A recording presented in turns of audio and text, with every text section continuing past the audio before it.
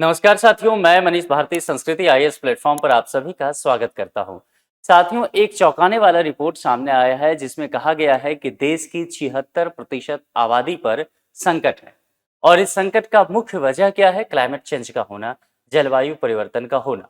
आप ये महसूस भी कर रहे होंगे पिछले कुछ दिनों से जिस तरह से कहा गया था कि मार्च अप्रैल के महीने में ही मई जून जितनी गर्मी देखने को मिलेगी, वह सत्य होता हुआ भी नजर आया। और कुल मिलाकर के ये कहा गया है, खास करके राजधानी दिल्ली की बात किया जाए तो आधे जिलों में वहां पर रेड अलर्ट जारी कर दिया है। और ये बात केवल राजधानी दिल्ली का नहीं है, देश के तमाम राज्यों की यही स्थिति है। बिहार, उत्तर प्रदेश, कर्नाटक, तमाम जगहों पर इस तरह की स्थिति देखने को मिला है।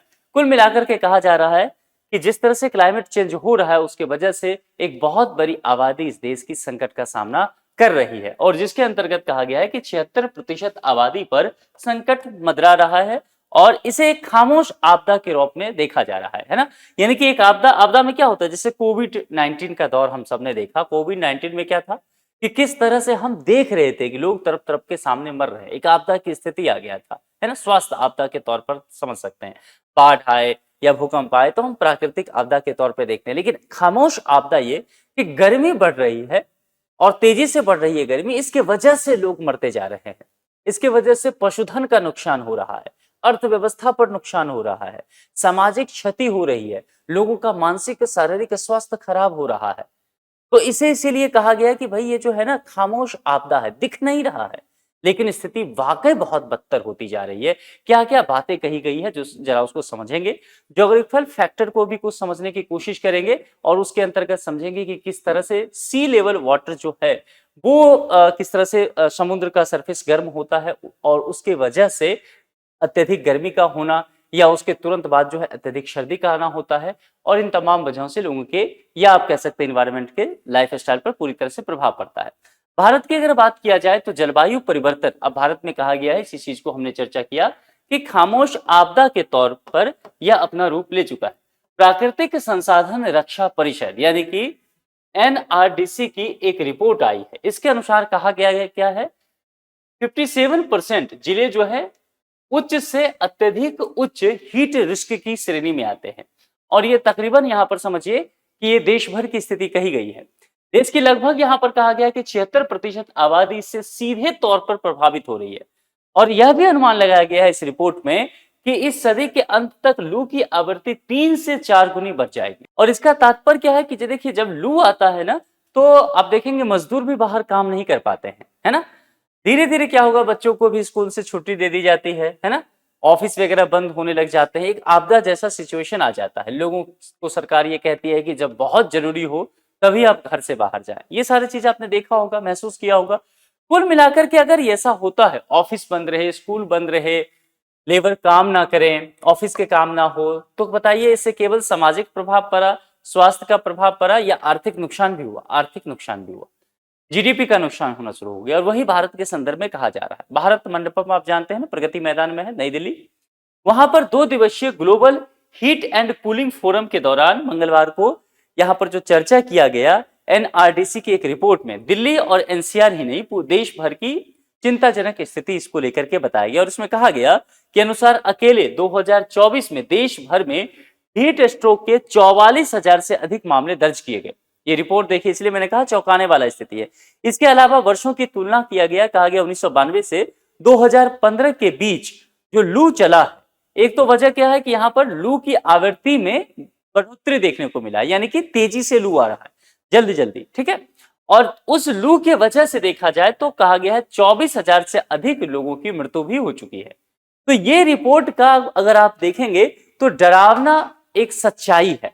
अब इसके आधार पर जरा चीजों के एनालिसिस करने की कोशिश करते हैं। देखिए इसमें कहा गया है कि प्रचंड गर्मी ने एक पैदा किया 149 साल पहले आए मेगा अल नीनो का खौफ।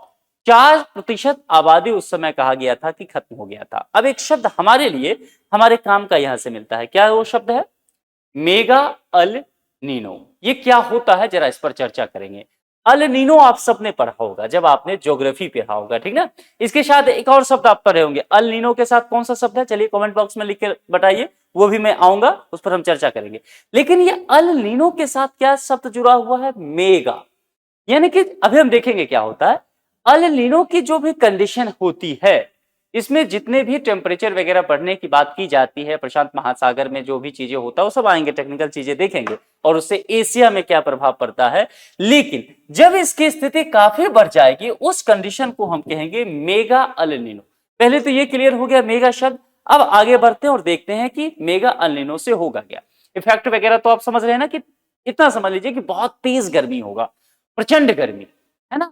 हर तरफ सूखा ही सूखा होगा, फसल बर्बाद होने शुरू हो जाएंगे, खाद्यान्न संकट इससे शुरू हो जाएगी, भारी गर्मी यहां पर देखने को मिलेगा, है ना। टेम्परेचर बहुत बढ़ जाएगा और खास करके भारत के संदर्भ में कहा जाए तो मानसून की जब हम बात करते हैं तो मानसून क्या हो जाएगा, डिले हो जाएगा। 1 जून के आसपास जो है ना, वैसे तकरीबन 15 से 16 जून के आसपास जो है मानसून केरल के तट पर जाकर के टकरा जाती है। भारत के मैप पर देखेंगे तो केरल में मानसून आकर के टकराती है 15-16 जून के आसपास। पिछले साल 1 जून को आ गया था, यानी कि 15 दिन पहले मानसून पहुंच चुका था। लेकिन ये मानसून और डिले होगा। कब डिले होगा, जब मेगा अल नीनो की स्थिति हो जाएगा, है ना। यानी कि अगर मानसून नहीं होगा तो क्या होगा, भारत की अर्थव्यवस्था कृषि आधारित अर्थव्यवस्था, और भारत की का अगर कृषि देखेंगे वो पूरी तरह से मानसून पर निर्भर है। मानसून डिले होने का मतलब है खरीफ का पूरा फसल बर्बाद होना। खरीफ का पूरा फसल बर्बाद होने का तात्पर्य क्या है कि खाद्यान्न संकट की स्थिति उत्पन्न हो जाना। तकरीबन 146 करोड़ की आबादी फिर भूखों मरेगी। तो ये बातें यहां पर कही जा रही है, यही सारी चीजें इसमें कहा गया है। तो जरा समझते हैं मेगा अल नीनो। हालांकि बहुत सारी चीजें मैंने आपको बता ही दिया, लेकिन इसको थोड़ा और समझने की कोशिश करते हैं कुछ मुख्य बिंदुओं से सरल भाषा में। देखिए प्रोसेस इसका होता क्या है, सबसे पहले ये समझिए। 2-3 चीजें ध्यान रखना है आपको। एक बात ध्यान रखना है पैसिफिक ओशियन, ठीक है। दूसरा आपको ध्यान रखना है भारत, यानी कि भारत, चूंकि हम रिपोर्ट पे चर्चा कर रहे हैं, अगर इसके दायरे को आप बढ़ाना चाहते हैं तो आप पूरे एशिया को लेकर के चर्चा कर लीजिए। चूंकि अल नीनो का विस्तार में चर्चा करना चाहते हैं तो वहां चलते हैं। इसके अलावा एक और जगह की चीजें आपको पता होना चाहिए, वो है अमेरिका। ये 3 लोकेशन पता रखिए। ये 3 लोकेशन इसीलिए कह रहा हूं कि परीक्षा के दृष्टिकोण से लोकेशन वाले प्रश्न पूछे जाते हैं मैप आधारित। ये आपसे इस टॉपिक से जोड़ करके पूछा जा सकता है। अब इतना चीज क्लियर हो गया। वर्ल्ड मैप को अपने दिमाग पे लाइए आप, ठीक है। अब चलिए यहां पर चलते हैं। होता क्या है इसमें, सामान्य तौर पर अल नीनो में प्रशांत महासागर यानी कि पैसिफिक ओशियन की जब बात करेंगे, इसकी जो हवाएं होंगी, है ना, पैसिफिक ओशियन की जो हवाएं होगी, यहां पर गर्म पानी को, ठीक है, एशिया की ओर क्या करना शुरू करेगी, धकेलना शुरू करेगी। अब एशिया की जब हम बात करेंगे तो भारत कहां पड़ता है साथियों, एशिया में ही पड़ता है ना। तो यहां पर भारत के तरफ ये जो है गर्म पानी यहां आना शुरू हो गई। लेकिन यहां पर जब अल नीनो की बात किया जाएगा, इस दौरान क्या होगा, ये हवाएं जो है थोड़ा सा कमजोर पड़ना शुरू हो जाएगी, ठीक है। यानी कि अगर ये हवाएं कमजोर होना शुरू होती है तो मुझे बताइए, ये गर्म पानी जो एशिया के तरफ जा रहा था, किसके वजह से जा रहा था, ये मजबूत हवा की वजह से। ये धक्का मार के समुद्र की गर्म पानी को उधर भेज रही थी। लेकिन अब जब ये हवा ही कमजोर पड़ गई तो कोई एक्सटर्नल फोर्स इस गर्म पानी पर बहुत जोर से लग नहीं रहा है ना। इसके वजह से क्या होगा कि मामला उल्टा पड़ जाएगा। गर्म पानी जो है वापस किधर जम बहने लग जाएगी, अमेरिका की तरफ। बढ़ना किधर था, एशिया की तरफ। एशिया की तरफ मतलब भारत भी उसी में आता है, लेकिन उल्टा ये अमेरिका की तरफ बहने लग जाएगी। अब ये कंडीशन चेंज होगा। इस कंडीशन के क्या होगा कि समुद्र की सतह का तापमान अब क्या हो जाएगा, सामान्य से बहुत अधिक बढ़ेगा। गर्म पानी है ना, एशिया की तरफ जा रही थी, वापस से उधर जाना, टेम्परेचर बढ़ना शुरू हो जाएगा। और टेम्परेचर कितना बढ़ सकता है समुद्र के पानी का, 2 डिग्री सेल्सियस से लेकर के आप कह सकते हैं कि 3 डिग्री सेल्सियस या उससे ज्यादा भी बढ़ सकता है। अब ये जो कंडीशन होता है इसी को मेगा अल नीनो कहते हैं या सुपर अल नीनो की स्थिति कही जाती है। अब इसका अपने आप में बहुत ज्यादा नुकसान देखने को मिलता है। अच्छा एक बात, सामान्य अल नीनो से कैसे अलग होता है, यानी कि इसकी इंटेंसिटी की बात करेंगे, सामान्य अल नीनो में तापमान थोड़ा बढ़ता है, लेकिन जब हम मेगा की बात करेंगे तो मैंने पहले कहा कि इसमें बहुत ज्यादा वृद्धि देखने को मिलेगा। और पूरी तरह से शब्द पर ध्यान दीजिए, वैश्विक जलवायु, सिर्फ एशिया का मामला अब नहीं है, अब वैश्विक जलवायु पूरी तरह से प्रभाव हो रहा है। क्लाइमेट चेंज होने की जब हम बात करते हैं, और इसकी अवधि ड्यूरेशन क्या होगा, कम समय के लिए आएगा नहीं, संभव है जब मेगा अल नीनो आएगा तो वो सामान्य अल नीनो से स्तर में भी अंतर दिखेगा कि ये इसकी अवधि बढ़ सकता है, ये लंबे समय तक एग्जिस्ट करेगा, तो बहुत ज्यादा प्रभाव जनमानस पर ये डालेगा और ये बहुत शक्तिशाली भी होगा। और इसके बाद जब अगर मेगा अल नीनो की स्थिति होगा ना, तो देखा क्या जाता है अक्सर कि इसके तुरंत बाद जो है ला नीना की स्थिति उत्पन्न होता है। ला नीना आपको मैंने कहा था कमेंट बॉक्स में लिखने के लिए, ये स्थिति क्या होता है कि ये अत्यधिक ठंड लाएगा, बर्फबारी शुरू हो जाएगा, बारिश शुरू होगा, तो वह भी आप कहेंगे विषम परिस्थिति हो गया जलवायु का। तो कुल मिलाकर के जब गर्मी का मौसम अत्यधिक गर्मी का पड़ना, ठीक है, और ठंड के मौसम में अत्यधिक ठंड का पड़ना, तो कुल मिलाकर के क्या इसको कहेंगे, एक साथ मिला देंगे तो विषम जलवायु हो जाना। एनवायरमेंट में आपने ये सब पढ़ा होगा, ठीक है, ज्योग्राफी के अंतर्गत भी। तो कुल मिलाकर के ये स्थिति यहां पर देखी जा रही है। अल नीनो और मेगा नीनो मैंने आपको बताया, इसके अलावा ये जो ला नीना है इसको थोड़ा सा आप डिटेल से पढ़ लीजिएगा, ठीक है, अपने ज्योग्राफी के नोट को थोड़ा पलट करके। चलिए अब आगे बढ़ते हैं, भारत पर इसका क्या गहरा असर पड़ेगा। पहले मैंने आपको बताया था, पहली चीज क्या, कृषि से जोड़ करके देखिए, कहते हैं कि क्रोनोलॉजी को समझिए, तो कृषि जोड़ेंगे। भारत एक कृषि प्रधान देश है, 50% जनसंख्या आज भी कृषि और इससे जुड़े हुए गतिविधि पर निर्भर है। और कृषि भारत का पूरी तरह से किस पर निर्भर है, मानसून पर निर्भर है। तो बताइए, मानसून खराब तो पैदावार खराब, तो ये जो 50% या इससे अधिक जनसंख्या इस पर निर्भर है, इसकी स्थिति बहुत खराब।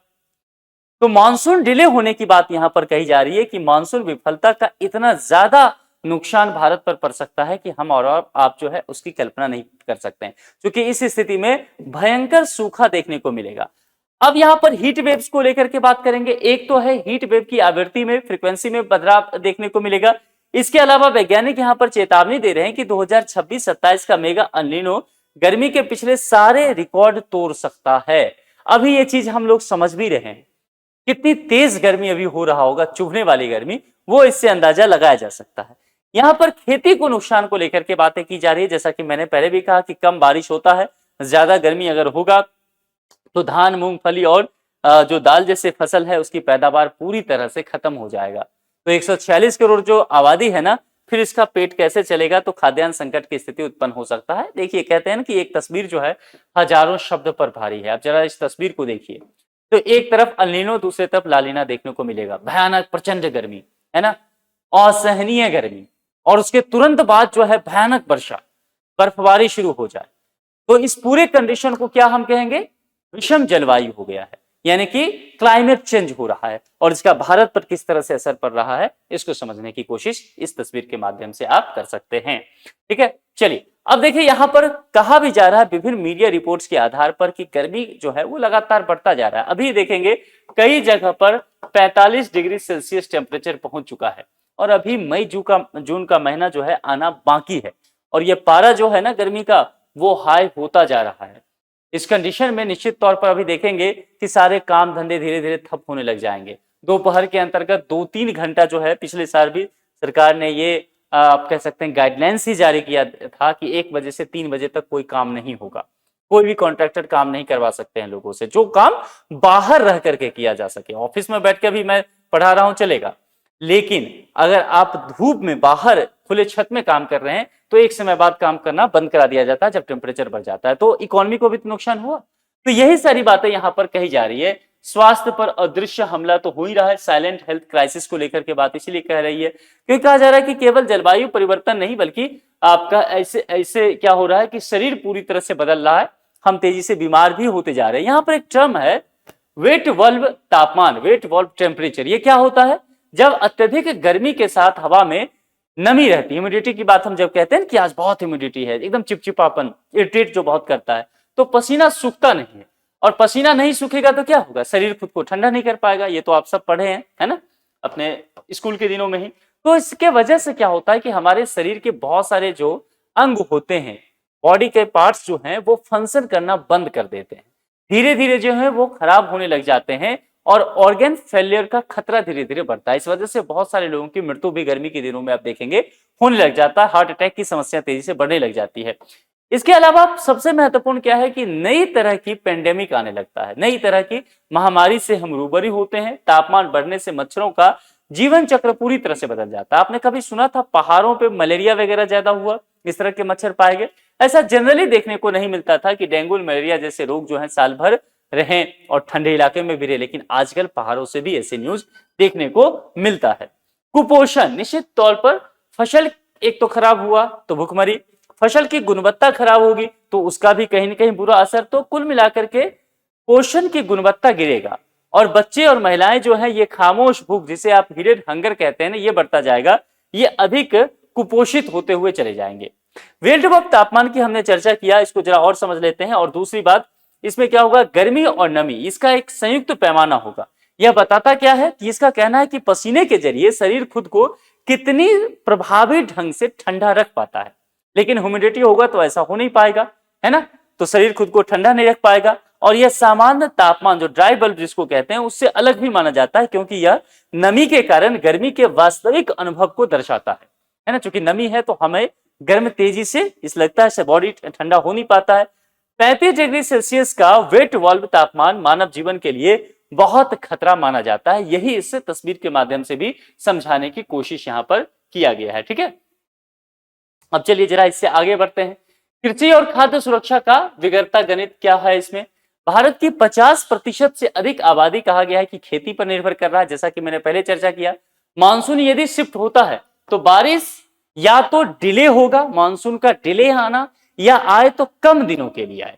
तो कम दिनों के लिए आए तब भी नुकसान है। क्योंकि देखिए यहां पर एक शब्द ध्यान दीजिए, सिंचाई की जरूरत है। आपने इकोनॉमी पढ़ते हुए या ज्योग्राफी पढ़ते हुए एग्रीकल्चर एक टॉपिक पढ़ा होगा, क्योंकि यूपीएससी के सिलेबस में है, उसके अंतर्गत आपने सिंचाई की पूरी व्यवस्था पढ़ी होगी, है ना। तो क्या होता है कि जब खरीफ फसल की बात करेंगे तो इसमें पानी की आवश्यकता है, सिंचाई की आवश्यकता है। धान, आप ग्रामीण क्षेत्र से होंगे या आपने स्टडी किया होगा, तो धान की खेती के लिए पानी बहुत चाहिए। लेकिन अगर मानसून डिले हो गया या बारिश हुआ भी मानसून का समय तो अवधि कम हुआ, 2-3 महीने का ना होकर के 15 दिन का हुआ, तो फिर भी क्या होगा कि जो किसान होंगे उनको सिंचाई के लिए पानी की आवश्यकता होगा। ठीक है, और वो उपलब्ध नहीं है, इस कंडीशन में उनके फसल की बर्बादी होगी। और अचानक आने वाले जो हीट वेव हैं, ये भी गेहूं के दानों को भी सुखा देती है, जिससे पैदावार और कम होते हैं और टर्मिनल हीट स्ट्रेस इसे कहा जाता है। और इन तमाम चीजों का असर कहां होगा, मुद्रास्फीति, महंगाई पर। इकोनॉमी में आपने ये चीजें पढ़ा होगा, यानी कि महंगाई तेजी से बढ़ती चली जाएगी। देखिए पूरा खेल इकोनॉमी का ही है, डिमांड और सप्लाई इसी दो शब्द का है ना। अगर डिमांड है अनाज का और सप्लाई नहीं हो रहा है, वजह ये इकोनॉमी जो है ज्योग्राफिकल फैक्टर्स हैं, जलवायु के परिवर्तन होना है, तो यहाँ पर इन्फ्लेशन बढ़ेगा ही, तो हमारे आपके जेब पर ज्यादा भार पड़ना शुरू हो जाएगा। कुल मिलाकर के आप देखेंगे तो हम कह सकते हैं कि गरीब वर्ग के लोग जो हैं या middle class, lower middle class के लोग भी जो हैं, उन पर बहुत ज्यादा इसका प्रभाव पड़ने लग जाएगा। अब यहाँ फ्यूचर क्लाइमेट शिफ्ट इस ग्राफ से दर्शाया गया। आप देखेंगे जैसे कोल्ड की अगर देखेंगे तो कोल्ड का जो है वेदर वो बहुत कम समय के लिए होता जा रहा है, और धीरे धीरे देखेंगे ये शिफ्ट हुआ है, और आगे चल करके जो गर्मी के दिन हैं वो बहुत ज्यादा बढ़ने वाले हैं। और ज्यादा गर्मी के दिन जो हो, जिसमें आप कहेंगे कि हीट वेव का एक तरह से बारंबारता बढ़ती जा रही है, उसमें भी तेजी देखा जा रहा है। जल संकट की स्थिति को लेकर चर्चा करते हैं, चूंकि पिछले साल भी हालांकि कंडीशन देखने को मिला। मैं 2 शहर की स्टडी आपको बता देता हूं, 2 शहर क्या, चलिए एक तो हम बेंगलुरु की चर्चा करेंगे और एक चर्चा मैं आपको करता हूं दरभंगा। ठीक है, बेंगलुरु कहां पड़ता है, कर्नाटक, ये दरभंगा कहां पड़ता है, बिहार। क्लियर हो रहा है। अब समझते हैं जरा इस चीज को, क्यों इस 2 शहर को लेकर के हमने बात किया, क्योंकि इसको लेकर के, बेंगलुरु को लेकर के और बिहार को लेकर के भी चर्चा किया गया है।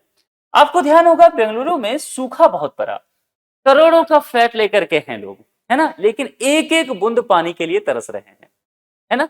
जरा सा भी पानी चाहिए तो बाल्टी लेकर के बगल के मॉल के में दौड़ना पड़ता है, ये स्थिति है, यानी कि पूरी सोसाइटी में ही पानी नहीं है। और यही हालत दरभंगा का कहा गया। जब बिहार पर स्टडी किया गया तो दरभंगा, बिहार के हालांकि सभी डिस्ट्रिक्ट यही हालत है, 38 डिस्ट्रिक्ट हैं बिहार में, सभी की हालत है, यानी कि ग्राउंड वाटर का जो लेयर है वो बहुत तेजी से नीचे गया। दरभंगा को मैंने केस स्टडी में इसलिए रखा है, और बेंगलुरु चूंकि दोनों में कुछ समानताएं हैं, इस दोनों शहर को झीलों का शहर कहा जाता रहा, बहुत सारे लेक रहे हैं। आप मिथिला के बारे में सुने भी होंगे कि यहाँ पर तालाब बहुत है, पानी बहुत है। चूंकि बिहार के मैप पर देखेंगे तो दरभंगा जो पड़ता है वो उत्तरी मैदान में पड़ता है। उत्तरी मैदान कहने का तात्पर्य है कि यहाँ पर बहुत सारी नदियां होगी, और नदियां भी कैसी होगी साथियों, सदाबहार नदियां। सदाबहार नदियां कहने का क्या तात्पर्य है, आपने पढ़ा होगा ज्योग्राफी में, सदाबहार नदियां यानी कि जिसमें वर्ष भर पानी रहेगा। अब ऐसी नदियां कहां से होगी, हिमालय से निकलने वाली नदियां। तो दरभंगा आप ध्यान आ रहा है, दरभंगा, इससे ठीक ऊपर क्या होगा, मधुबनी, और ऊपर नेपाल, और वहां पर क्या होगा, हिमालय। तो हिमालय से आने वाली नदियां सदाबहार नदियां, इसीलिए यहाँ पर चाहे वो गंडक हो, बूढ़ी गंडक हो, ये सारी नदियां यहाँ पर आपको देखने को मिलेगी, और आगे चल के ये सभी गंगा की सहायक नदी हो जाती है। तो ये आपने पढ़ा होगा, जब ज्योग्राफी आपने स्टडी किया होगा, मैप और भारत की नदियों का स्ट्रक्चर आपने पढ़ा होगा, तो उसमें मैं मान के चल रहा हूँ। बेंगलुरु को झीलों का शहर कहा जाता रहा। कंक्रीट जंगल में पूरा शहर तब्दील हो गया, है ना, क्योंकि हमने इसको सिलिकॉन वैली बनाया। जिस तरह से अमेरिका में सिलिकॉन वैली रहा, वैसे भारत का सिलिकॉन वैली जो है, हमने बेंगलुरु को कहना शुरू किया। वो हुआ भी, तमाम एमएनसीज के ऑफिस हुए यहाँ पर। लेकिन स्थिति बद से बदतर होता गया। एक तो शहर में ट्रैफिक, वो हालांकि अलग इशू है, लेकिन पानी की समस्या। और ये दोनों शहर जो है, ऐसे कहा जाता रहा कि जब भी, अभी इस बार भी जैसे गर्मी आया है, तो सरकारों ने क्या क्या शुरू कर दिया दोनों जगहों को कि भैया नगर निगम को पानी की व्यवस्था पहले से कर लो। हालांकि बिहार में तो 38 के 38 डिस्ट्रिक्ट में यही हालत बने हुए हैं, जिस बिहार में पानी की समस्या नहीं हुआ करता था। लेकिन कुल मिलाकर के हुआ क्या, क्यों ऐसा हुआ है? क्योंकि क्लाइमेट चेंज हो रहा है ना। और हम क्या कर रहे हैं कि हम संरक्षण भी जल का नहीं कर रहे हैं इस स्थिति में। और दूसरी, हमारी जो पॉलिसी है वो तैयार नहीं है इसको झेलने के लिए। तो कुल मिलाकर के देखा जा रहा है कि खामोश आपदा का कारण बनते जा रही है। अगर एस्से वगैरह में लिखना हो ना, तो आप दोनों शहर का तुलना कर सकते हैं, क्योंकि दोनों को झीलों का शहर कहा जाता रहा और दोनों की स्थिति बहुत खराब हो चुकी है, दयनीय हो चुकी है। ठीक है, हिमालयी संकट की देखेंगे, गंगा और यमुना जैसी नदियां जो है ग्लेशियर से निकलती है, इसलिए मैंने कहा कि सदाबहार नदियां हैं। ठीक है, ग्लेशियर तेजी से पिघल रहे हैं। और ये क्यों पिघल रहे हैं? क्यों? ग्लोबल वार्मिंग, यानी कि टेम्परेचर बढ़ रहा है और उसके वजह से क्लाइमेट चेंज हो रहा है। तो ग्लेशियर तेजी से पिघलेंगे, ग्लेशियर तेजी से पिघलेंगे तो क्या होगा? शुरू में बाढ़ आएगी, समुद्र का जलस्तर क्या होगा? बढ़ेगा, नदियों में पानी बढ़ेगा, तो शुरू में तो बाढ़ आएगी और बाद में ये नदियां क्या है, मौसमी बनकर के सूखने लग जाएगी, सीजनल रिवर में कन्वर्ट हो जाएगी। और ये धीरे धीरे हो रहा है। आप देखिए कि गंगा यमुना की जो पानी है उसका प्रवाह कम होता जा रहा है ना, उसका भंडारण पानी का कम हो गया है। तो ये कुल मिलाकर के ये फेनोमेना चेंज हो रहा है। भूजल का दोहन, ग्राउंड वाटर को लेकर के मैंने चर्चा की। अब देखिए यहाँ पर, अगर नदियों में पानी नहीं है, ठीक है, अगर तालाबों में पानी, अब चूंकि नदी तालाब के पानी इस बात पर भी बहुत निर्भर करते हैं, खास करके तालाब से बहुत सिंचाई होता है हमारे देश में, किसान करते हैं, तो वर्षा कितना हुआ है, चूंकि वर्षा जल ही एकत्रित उसमें होगा। अब अगर यहाँ पर पानी नहीं है तो किसान क्या करेंगे? भाई खरब की फसल है, धान के फसल में पानी देना है तो क्या किया जाएगा? नलकूप का प्रयोग किया जाएगा, यानी कि आप ग्राउंड से पानी लेंगे, ग्राउंड वाटर का यूज करेंगे। तो ग्राउंड वाटर कहने का तात्पर्य है कि भूजल का दोहन करेंगे। ज्योग्राफी, इकोनॉमी दोनों जगह आपने पढ़ा होगा इस चीज को, तो रिवीजन मारते चलिए, ना इन्वायरमेंट के भी टॉपिक हैं ये, तो इसलिए लगातार जो है, जो जैसे पढ़ा रहा हूं मैं सब्जेक्ट बताते चल रहा हूं। तो भूजल का आप दोहन कह रहे हैं।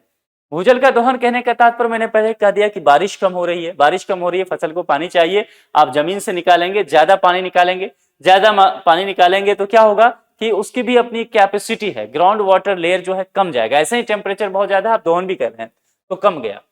तो इन तमाम चीजों का अगर देखेंगे ना, भारत के विषय में कहा जाए तो भारत जो है, यहाँ पर कहा गया है सबसे ज्यादा भूजल निकालने वाला देश है। और कई शहर जैसे बेंगलुरु, यहाँ पर पूरी पानी खत्म होने के कगार पे है।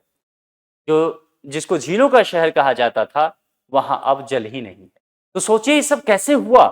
ये इस अवधि में जो है एक लंबे समय पर देखिए विस्तार हुआ, बदलाव आते गए। जहां पर झील होने चाहिए वहां पर लोग बूंद बूंद पानी को लेकर के तरस रहे हैं। जहां पर सदाबहार नदियां, झरने हुआ करते थे, लोग जाने से डरते थे, इतने जल हुआ करता था, वहां पर लोग सोचिए कि बाल्टी लेकर के बैठे हुए हैं कि कुछ पानी हम इकट्ठा कर ले।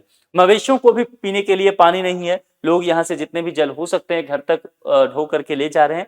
और ये स्थिति आप देखेंगे बहुत सारे शहरों में बना हुआ है, ग्रामीण क्षेत्रों में बना हुआ है, जल की संकट उत्पन्न हो रही है।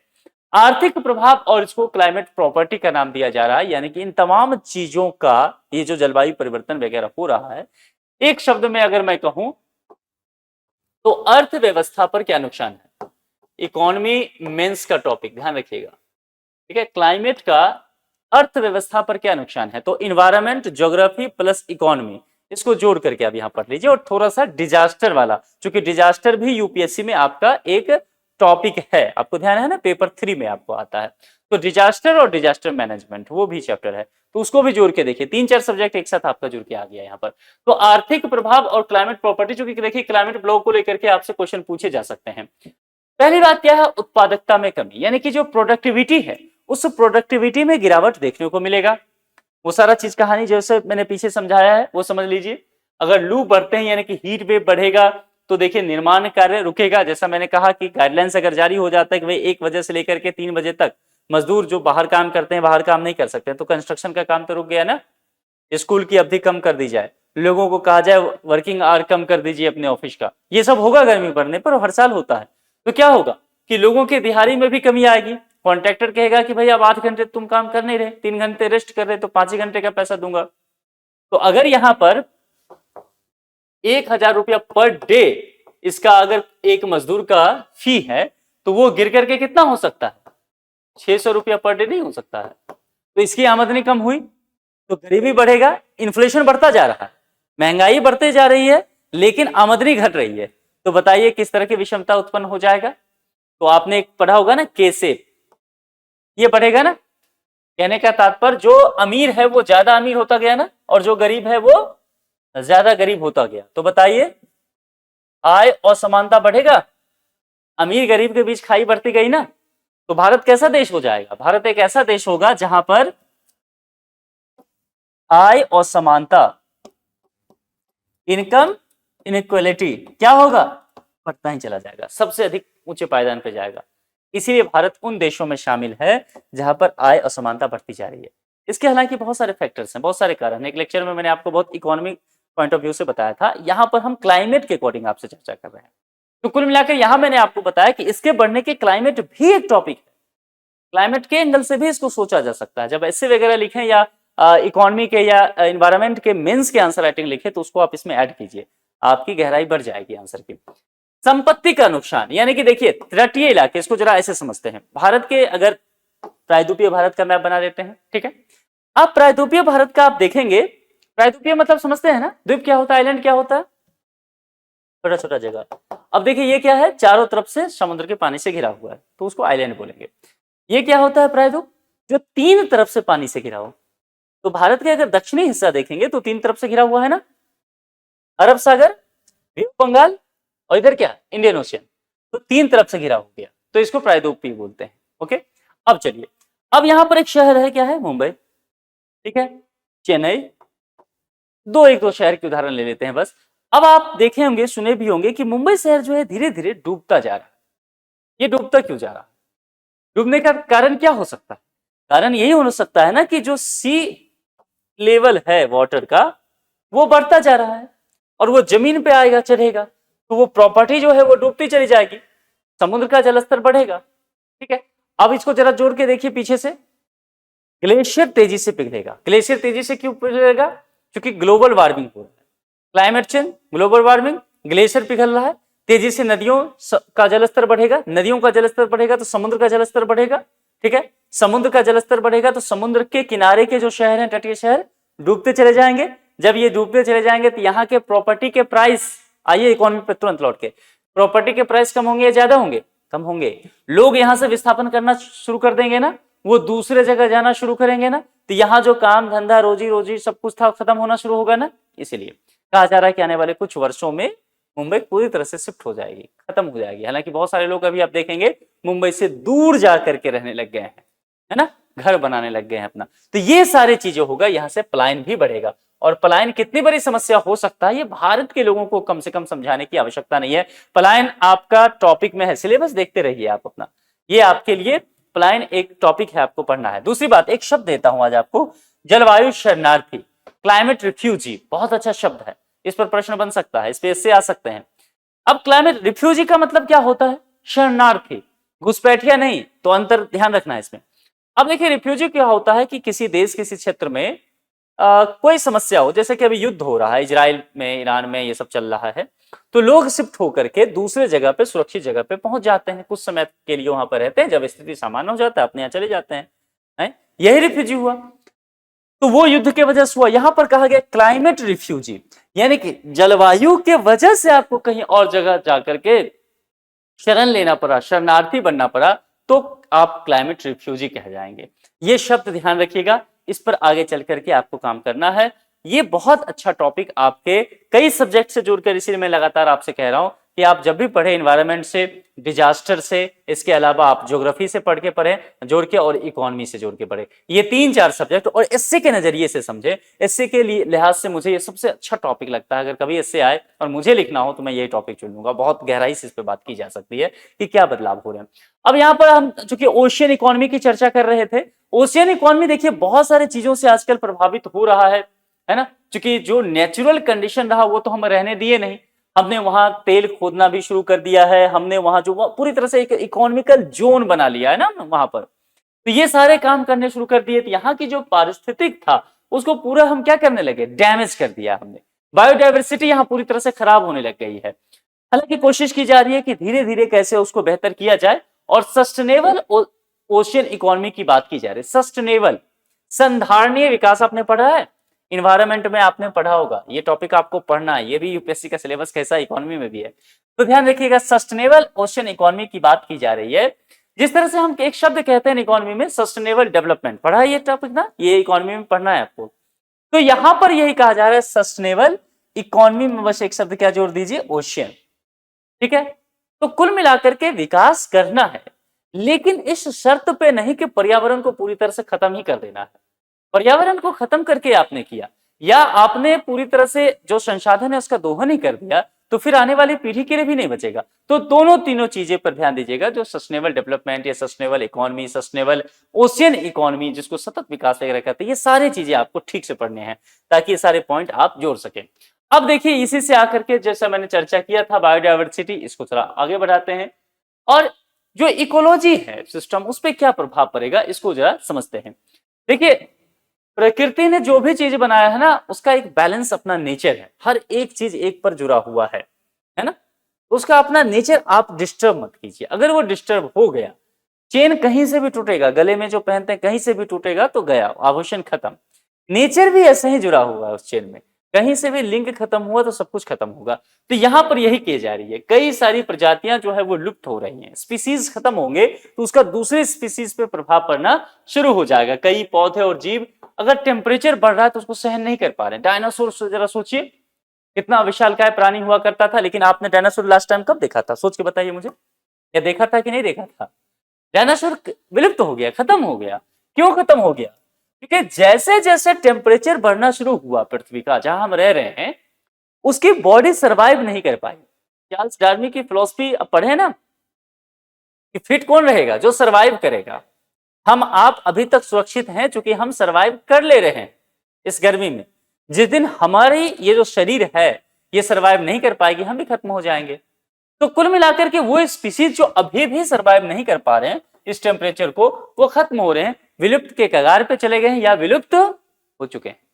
इसके अलावा जंगलों की आग की बात की जा रही है। जंगलों की आग देखिए, आजकल न्यूज में सुनते होंगे कि इस बिल्डिंग में आग लग गया, इस सोसाइटी में लग गया, फलाने रेस्टोरेंट में लग गया, ऐसे जंगलों में आग लग रहा है। अभी कल ही मैं बिहार का न्यूज देख रहा था कि बिहार में एक जगह एक आग लग गया खेतों में, और कई 100 बीघा का फसल बर्बाद हो गया। अब जरा सोचिए किसानों के हाथ क्या लेगा। तो आग लगने की बारंबारता जो है ये बढ़ता है गर्मी के दिनों में। उत्तराखंड और उड़ीसा जैसे राज्यों के जंगल में आग लगते हैं, ये घटनाएं बढ़ रही है।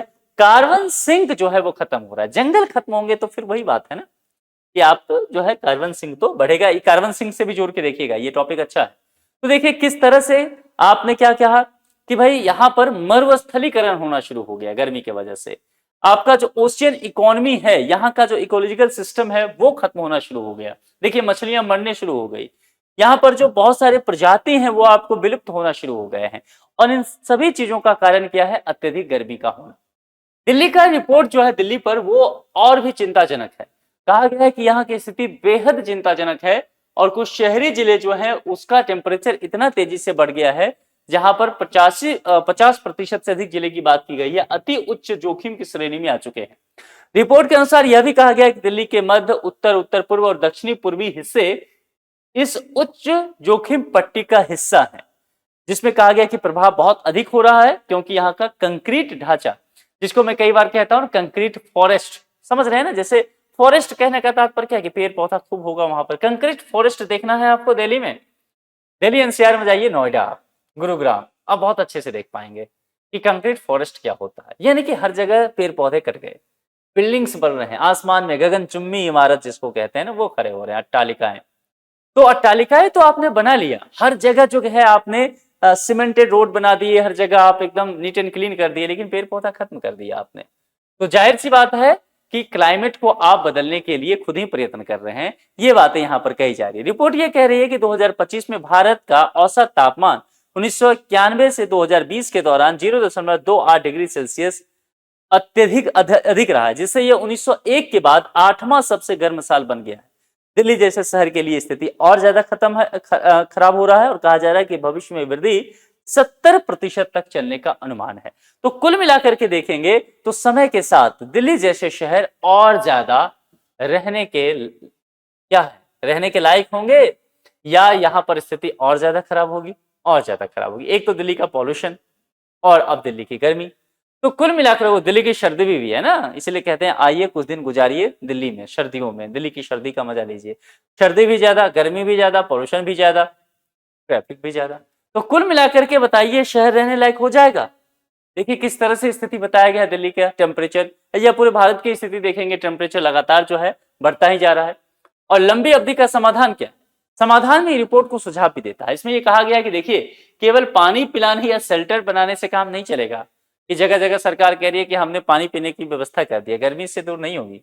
ये लॉन्ग टर्म के प्रॉब्लम्स हैं, अब दीर्घकालिक समस्याएं। तो दीर्घकालिक समस्या के लिए दीर्घकालिक समाधान भी ढूंढिए।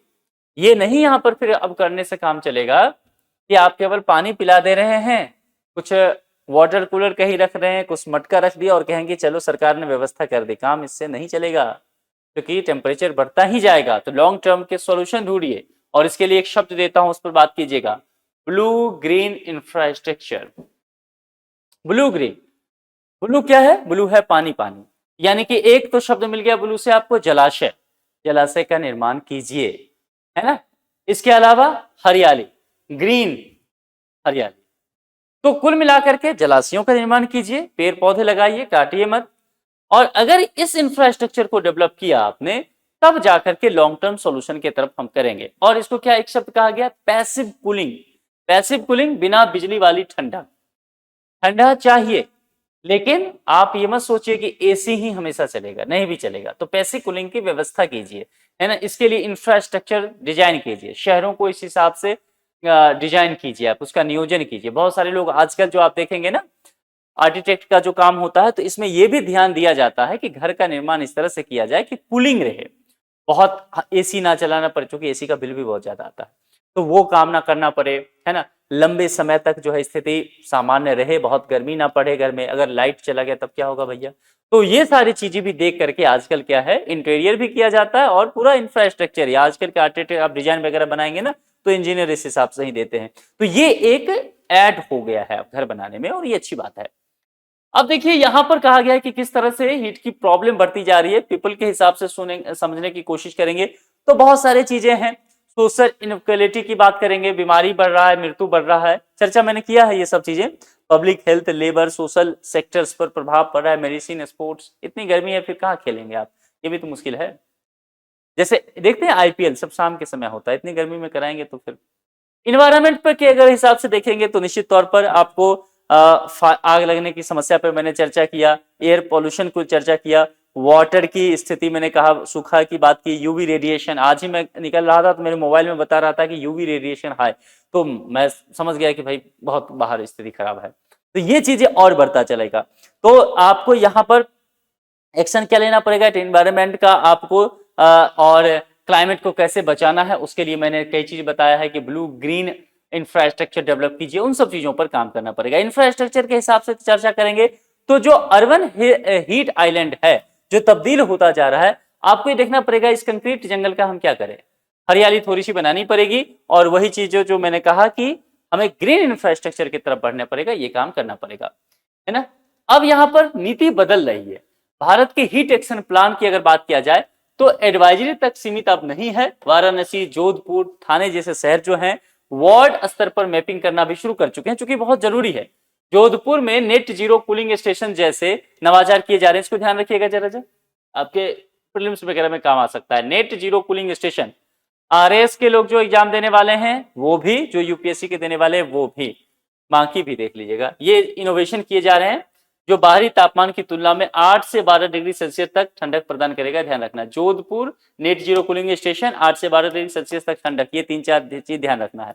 अब ये क्या होगा, नेट जीरो कूलिंग स्टेशन क्या है? देखिए क्या है, कूलिंग स्टेशन, ठीक है, यानी कि एक सार्वजनिक जगह होगा जहां पर स्थिति ये होगी कि इस तरह का एक इंफ्रास्ट्रक्चर डेवलप किया जाएगा, धर्मशाला टाइप समझ लीजिए, जहां पर कोई भी व्यक्ति जा सकता है। वहां पर बाकी जगहों से जो भीषण गर्मी है उससे थोड़ा सा आपको राहत मिलेगा। इसके लिए ही वो बनाया गया है। एयर कंडीशन वहां पर नहीं होगा, बिना बाहरी बिजली के खपत के भी स्थिति इस तरह से डिजाइन किए जाएंगे मकान वगैरह के कि वह पर्यावरण के अनुकूल हो, नेट जीरो की जो अवधारणा हो वो पुष्ट करती हो और ठंडक बनी रहे। ये व्यवस्था देखिए जरा इस मैप को, है ना, देख रहे हैं किस तरह से तैयार किया गया है। थोड़ा सा ऐसे घास फूस तैयार किए गए हैं, कई जगह गोबर लगाने की बात की गई है। मतलब इंफ्रास्ट्रक्चर को तब्दील करना थोड़ा सा, ताकि गर्मी से बचाया जा सके, 8-12 डिग्री सेल्सियस कम हो सके। देखिए स्थिति ये एक तस्वीर, इसलिए मैंने कहा ना कि हजारों शब्दों पर भारी है। देखिए जरा, तो ये जो हीट की स्थिति बना हुआ है ना, पूरा माहौल बहुत ज्यादा खराब है, तेज से गर्मी बढ़ती जा रही है। और अभी तो अप्रैल का महीना है, अभी तो मई जून आना बाकी है। तो जरा सोचिए फिर क्या होगा। तो ये रिपोर्ट निश्चित तौर पर भारत के लिए चौंकाने वाला है और इस रिपोर्ट से हमें ये समझना पड़ेगा कि आगे चल करके लॉन्ग टर्म सॉल्यूशन की तरफ हम कैसे आगे बढ़ सकते हैं। गवर्नमेंट को भी ये सोचना चाहिए कि केवल कुछ दिनों के लिए एडवाइजरी जारी करके काम नहीं होगा, लॉन्ग टर्म प्लान पे काम करना पड़ेगा। ठीक है, अब यहाँ पर एक आपके लिए ऑफर है और ये ऑफर संस्कृति आईएएस के द्वारा सिविल सर्विसेज डे पर दिया जा रहा है। ऑफर की वैधता पर ध्यान दीजिए, 23 अप्रैल 2026 तक है। आईएएस फाउंडेशन कोर्स की चर्चा करेंगे। साथ ही फाउंडेशन कोर्स का तात्पर्य होता है कि प्रीलिम्स और मेंस दोनों ही रहेगा उसमें इंक्लूड, यानी कि जीरो से हीरो बनाने तक की पूरी प्रक्रिया। बैच स्टार्ट कब से? 4 मई 2026। क्या ऑफर है? फ्लैट 60% ऑफ, यानी कि फी अब केवल कितना? 48,000। अधिक जानकारी के लिए कॉन्टैक्ट नंबर और संस्कृति आईएएस का वेबसाइट कॉल करके या विजिट कीजिए वेबसाइट पे और चीजों को अच्छे से समझ लीजिए और फिर ऑफर का लाभ लीजिए। लेकिन देखिए यहाँ टर्म एंड कंडीशन अप्लाई है। कहने का तात्पर्य समय सीमित है, तो आपको तत्परता दिखानी पड़ेगी, क्योंकि इस तारीख के बाद आप इसका लाभ नहीं ले पाएंगे। तो कम फी है, आपके पास ऑफर है, तो सिविल सर्विसेज डे के शुभ अवसर पर ऑफर दिया जा रहा है, तो इसका फायदा भी उठा लीजिए। तो आज के लिए इतना है। जुड़ने के लिए आप सभी का बहुत बहुत शुक्रिया। Thank you so much.